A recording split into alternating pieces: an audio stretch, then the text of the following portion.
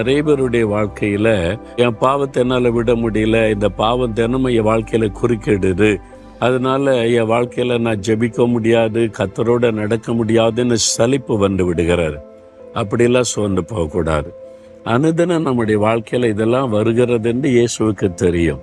ஆனா அவர் ஒரு வாக்கு கொடுத்திருக்கிறாரு, நானே உன் மீறுதல்களை என் நிமித்தமாகவே குலைத்து போடுகிறேன், உன் பாவங்களை நான் நினையாமலும் இருப்பேன். அவர் மறந்துடுவாராம். எப்போ தெரியுமா?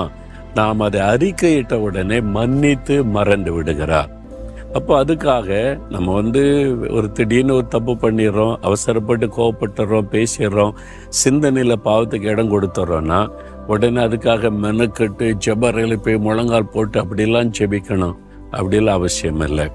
நீங்கள் வேலை செய்துக்கிட்டே நடந்து கொண்டு, ஆண்டவரே இந்த தப்பை பண்ணிட்டேனே, நான் செய்திருக்கூடாது, உம்முடைய பிள்ளை அல்லவா, என் சிந்தனையில் உள்ள பாவத்தை மன்னிச்சிருங்க, உங்கள் ரத்தத்தினால என் சிந்தனை கழுவுங்க, என் கண் பார்வையில் இந்த பாவம் செய்துட்ட மன்னிச்சிருங்க, கழுவிருங்க, ஆண்டவரே என் வாயின் வார்த்தையில் இந்த தப்பு பண்ணிட்ட மன்னிச்சிருங்கன்னா அந்த நிமிடமே உணர்ந்து உண்மையாய் ஒப்பு கொடுக்கும்போது அந்த நிமிடமே மன்னித்து மறந்து விடுகிறார்.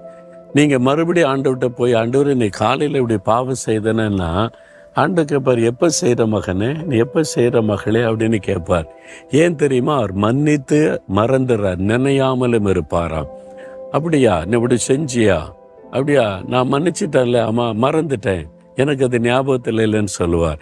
உங்களை பார்க்கும்போது தன்னுடைய மகனாக மகளாக அவருடைய இரத்தத்தினால் கழுவப்பட்ட ஒரு பரிசுத்த ஆத்மாவை தான் ஆண்டவர் பார்ப்பார்.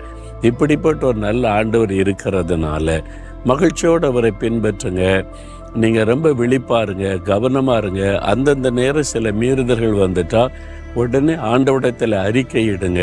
அப்போ இயேசுவோடு எப்பவுமே தொடர்பில் இருக்கீங்கன்னு அர்த்தம். நீ எப்பவும் அவரோட நடந்துக்கிட்டே இருந்தால் தான் அவரோட பேச முடியும். அப்போ எனக்கு ஒரு சோதனை வர்ற மாதிரி இருக்குது, என்னை விலை காத்துக்கொள்ளுங்க ஆண்டவரே அப்படின்னு ஜெபிக்க அழகாக ஆண்டவர் உங்களை காத்து நடத்துவார். பாவத்தை மன்னிச்சு அதை பற்றி நினைக்கவே மாட்டார், மறந்துடுவார். இப்படிப்பட்ட ஒரு நல்ல ஆண்டவர் இருக்கும்போது நீங்கள் கவலைப்படுறீங்க.